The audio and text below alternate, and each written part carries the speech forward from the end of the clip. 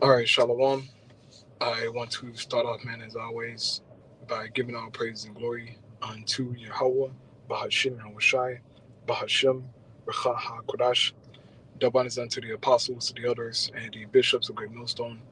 I want to send much love to the brothers out there doing this work in truth and sincerity, and also want to send peace and blessings unto the believers of the hopeful elect. And in this morning's lesson, real quick, man, I wanted to read the book of Jeremiah, chapter 49, starting at verse 7, concerning Esau Edom, and pretty much his downfall and how his time is up. As you brothers and sisters can see, it's a lot going on in the world, man. And that's a testament to prophecy. That's a testament to the Most High God Yahweh being true. Okay? Everything that he has said is coming to pass, will come to pass, will be fulfilled. And some of the major prophecies in the Bible to come to pass in our times is the downfall of Esau Edom. Okay? This man is wiggling all around the world. He's having council after council. Um, it is so much happening, you know? And as it says in prophecy, he is worried in the multitude of his counsels. Okay? Um, they're trying to get everybody on board with this MOTB system. And according to prophecy, he will get a chance to get it up and running. All right? But also, according to prophecy, he will not get it to where he wanted. Okay? He will get the pleasure of see-hipping people and, having that godlike ability over individuals in the earth. But he's going to be stopped in his tracks. Okay? And so I want to read this here in Jeremiah 49 and I'll close out. Because of work's sake, man. I didn't want to talk about it, but yeah. Well, you know what? I'm going to talk about it, man. Bro. Salakia, man. Just real quick, bro. Yesterday, I worked from 8 a.m. to 11 p.m. Man, I clocked out at 11 p.m. Had to get up this morning at 4 o'clock to go to my stupid job for a stupid meeting. So I got like maybe 3-4 hours of sleep, maybe. Get to my first job, run into a damn gas leak. I'm not done with that yet. Waiting on my supervisor to come. He said 30 minutes away. I mean, it's going to be 12 o'clock. I haven't done one job today. I'm tired, Esau. You going to look, Esau? Your day coming, man. I want you to know that, boy. But I am exhausted. Okay, I'm exhausted. Like I know I'm gonna go home and go to sleep. I'm gonna go home and go to sleep, man. But anyway, Jeremiah 49 verse 7 it says, "Concerning Edom, thus said the Lord of hosts: Is wisdom no more in Teman? Is counsel perished from the prudent? Is their wisdom vanished?" Right, Esau? What happened?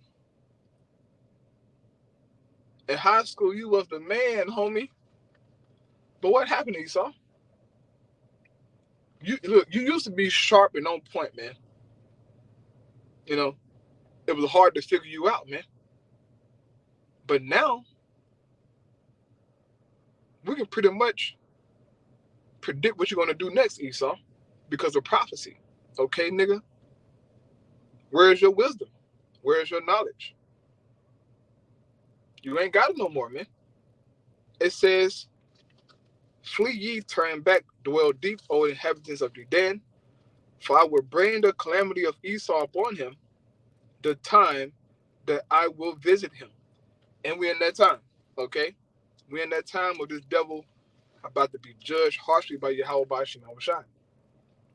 This is why so much stuff is going on. The Most High is visiting the earth, man. It's a lot going on, okay? And we just hoping and praying to be delivered in that time, safe in that time, if it be the Lord's will, all right? Shalom, shalom, Yahweh Bashim Yahushai, Shalom.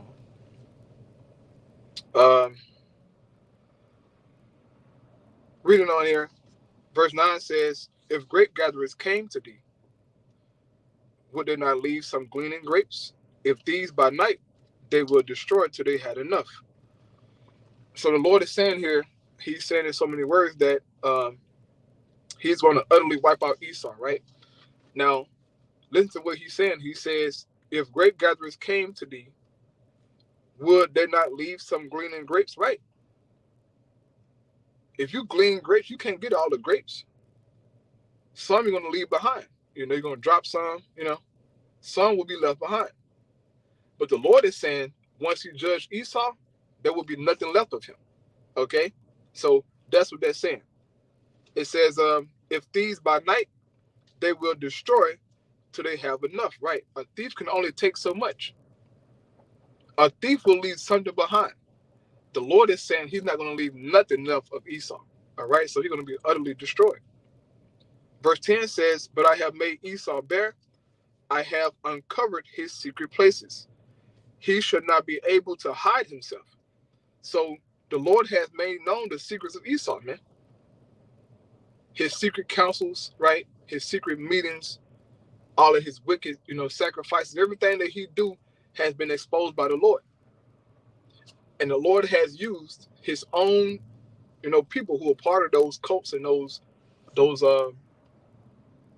groups have came out and spoken of the wickedness that goes on behind the scenes, man.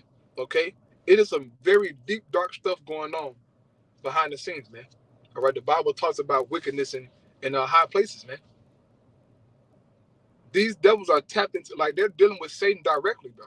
Okay? On the left hand, man, they have witches and warlocks, and they do all kinds of sacrifices, drinking blood. They do it all. That's how Esau got his power, man. It's through left hand magic, But the Lord has exposed him. It says, his seed is spoiled, and his brethren, and his neighbors, and he is not. Leave thy fatherless children, I will preserve them alive, and let thy widows trust in me. For thus said the Lord, behold, they whose judgment was not to drink of the cup have surely drunken. And look, that's talking about us, okay? We drank that cup of slavery, man. The cup of hardship, Most High judged us, man. He judged our behinds. But he was righteous in doing that because of our disobedience, man. So this is why Jacob's at the bottom, okay? But it continues to say, it says, and art thou he that shall altogether go unpunished? And the Lord is posing a question here. Are you so-called white? Do you really think that you're going to go unpunished? Because in the amount of these Edomites, in particular these American Edomites, okay, in their mind, God, Christ has redeemed them from their past sins. All the slavery, all of the wars, all of the lies. In their minds, Jesus Christ has shed his blood, and so therefore they can be forgiven and they ain't got to pay for slavery. That's in their mind. In their minds, God has forgotten about what happened, right? But it reads on, it says, thou shalt not go unpunished, but thou shalt surely drink of it. So in other words, Esau, you have not been forgiven by the Most High, man. Everything that you have done will be brought back into remembrance, man. That's Revelation 18, verse 5. Okay? You got to pay for that, man.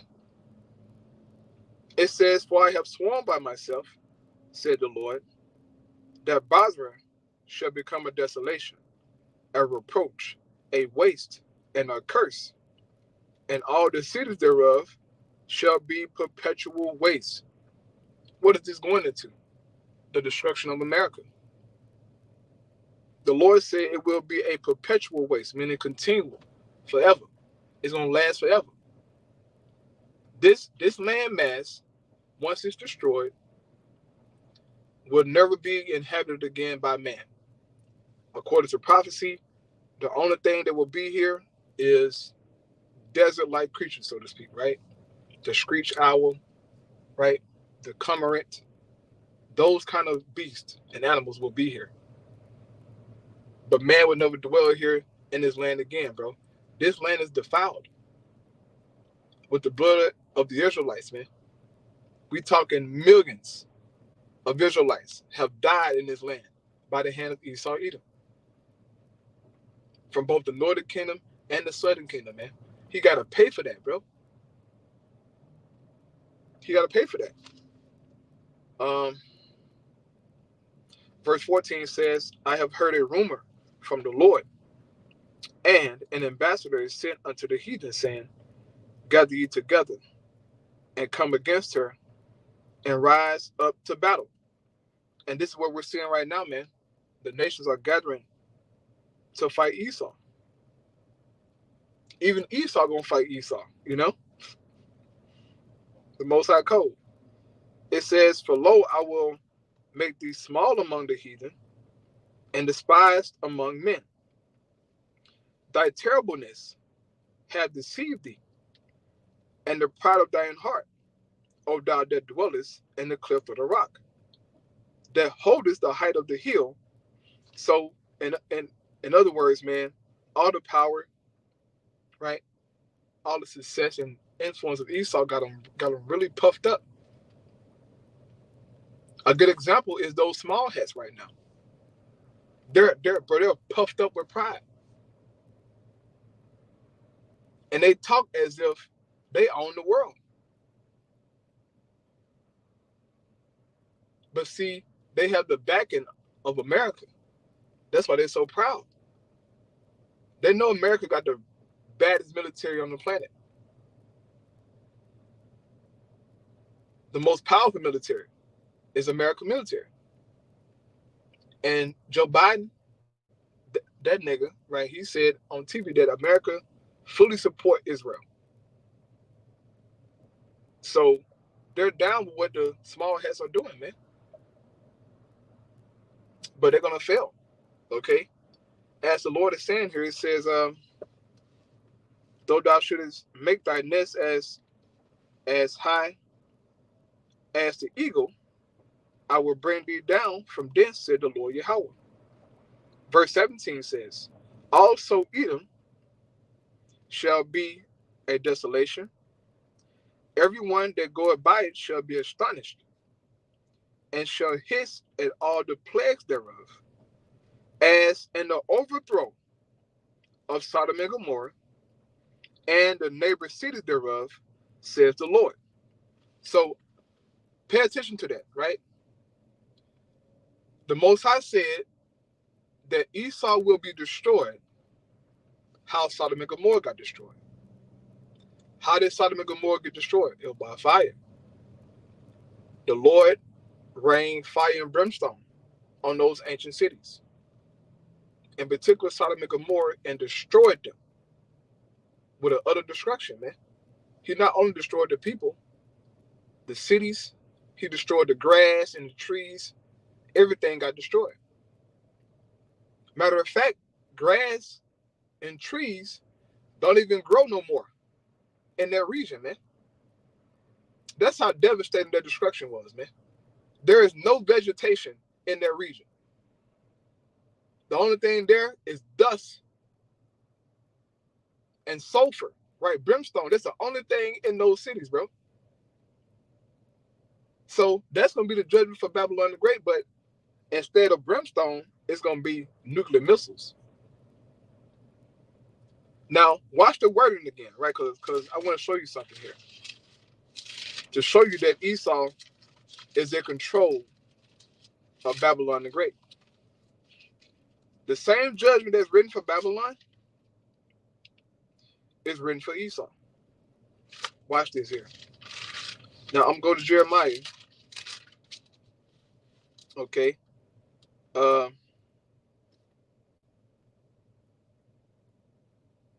50, right? Well, I'm gonna read this first, then I'm gonna go to Isaiah to show you how you gotta know how to connect these precepts, right? Watch this right here. So I'm gonna read Isaiah first. Isaiah 13:19, right? It says, "In Babylon, the glory of kingdoms, the beauty of the Chaldees' excellency, shall be as when God overthrew Sodom and Gomorrah." So here in Isaiah 13:19, it's saying that Babylon will be overthrown like how the Most High overthrew Sodom and Gomorrah. You go to Jeremiah 49, and starting at verse 17, it says, "Also Edom shall be a desolation. Everyone that goeth by it shall be astonished, and shall hiss at all the plagues thereof." Right? Watch this.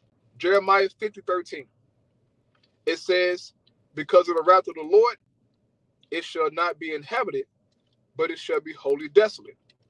Everyone that goeth about Babylon shall be astonished, and hiss at all her plagues." So at the destruction of Babylon, people will hiss at her plagues. At the destruction of Edom, people will hiss at all her plagues. Then verse 18 say here back in Jeremiah 49, it says what? "As in the overthrow of Sodom and Gomorrah and the neighboring cities thereof, said the Lord, no man shall abide there, neither shall the Son of Man dwell in it." So once Esau is destroyed, meaning Babylon the Great, but it's also known as Edom. This is the land of Edom. This is Basra. This is that landmass. Once it's destroyed, it would never be inhabited by man, nothing, but animals. So Babylon's judgment and Esau's judgment is hand in hand. This is how we know who the so-called white man is. His judgment is tied to Babylon the Great. The Lord said, "I'm gonna destroy Babylon how I did Sodom and Gomorrah. I'm gonna destroy Esau how I did Sodom and Gomorrah." It's the same thing.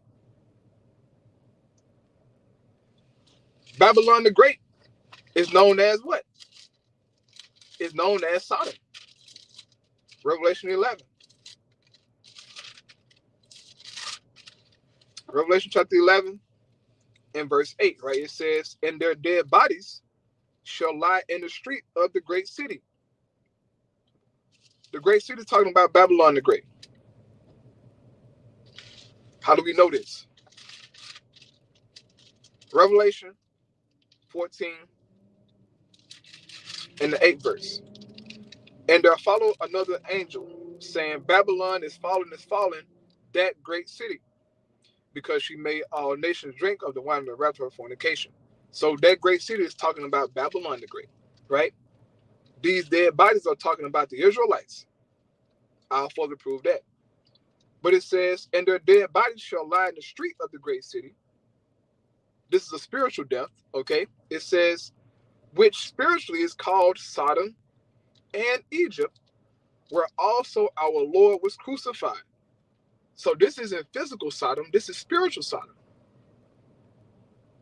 We know what Sodom was known for. I mean, I don't have to go into that. Oh my goodness. But it says Egypt also,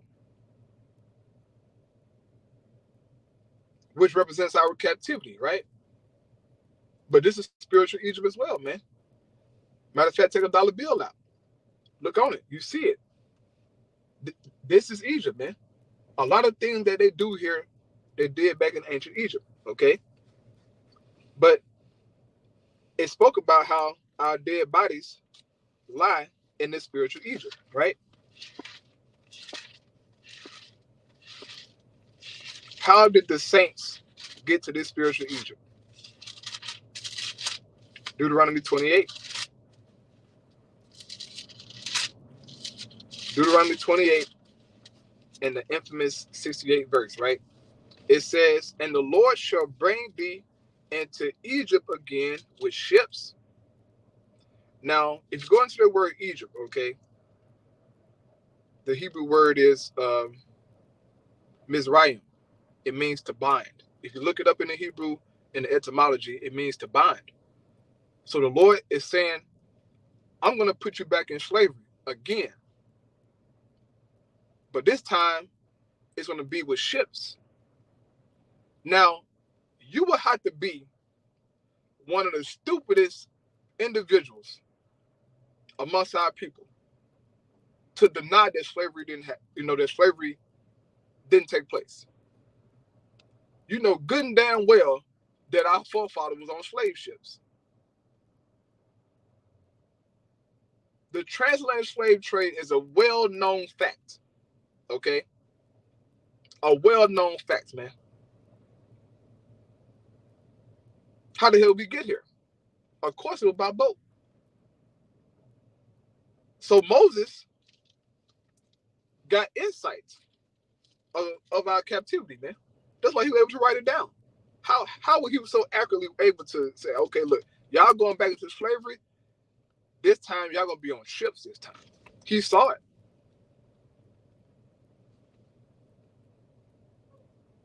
Because the Lord showed him.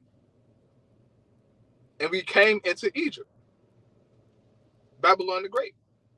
This spiritual Egypt, man. See, the Bible speaks in code, okay? And because the Bible speaks in codes and proverbs and dark sayings, people really get tripped up. See, these Americans, these so-called smart Americans, right? These Christians, these theologians, they think that they can just, pick up the Bible and apply this American understanding to the scriptures and how they interpret things, how they teach you in school to interpret things. You can't apply that BS to the Bible. You can't apply that. If you're not led by the Holy Spirit, you're going to trip up and start twisting and mingling things together that don't go together. This is why these Christians are so confused by what we're saying. Like, they just can't get it. And they're really, really blown away by what we know and how we know it. Because we just so-called regular, smuggler individuals, but we tearing up everything they say through the Bible. I didn't go to school to be a theologian, okay? I went to college, but I was a history major. Matter of fact, you know what? I took one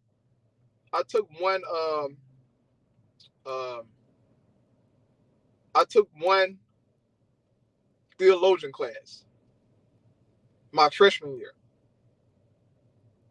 Okay. And it was a part of my little history, package I had. And it was cool, but I didn't, I wasn't like interested in it because I'm like, bro, whatever. But I learned some things though, I did.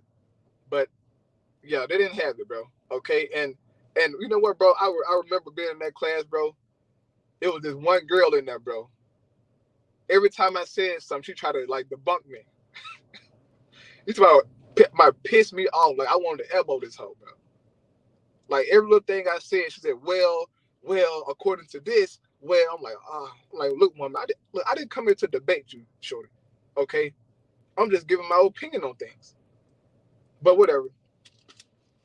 I'm finna close out. Esau, just get ready to go into slavery, boy. You punk ass nigga, okay? Cause I'm pissed off.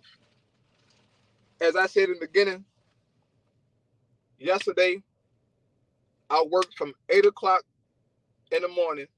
I clocked out at 11 p.m. last night. I made it home at like 12 something.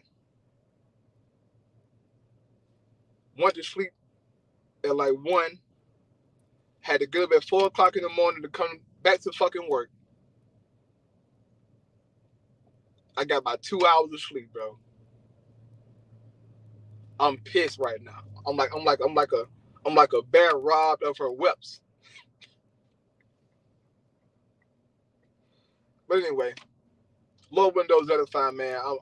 I'm exhausted, bro. I'm exhausted, man. But Lord Windows edifying. All praise to Yahweh by Shema Shai by Shem Kadash. Shalom.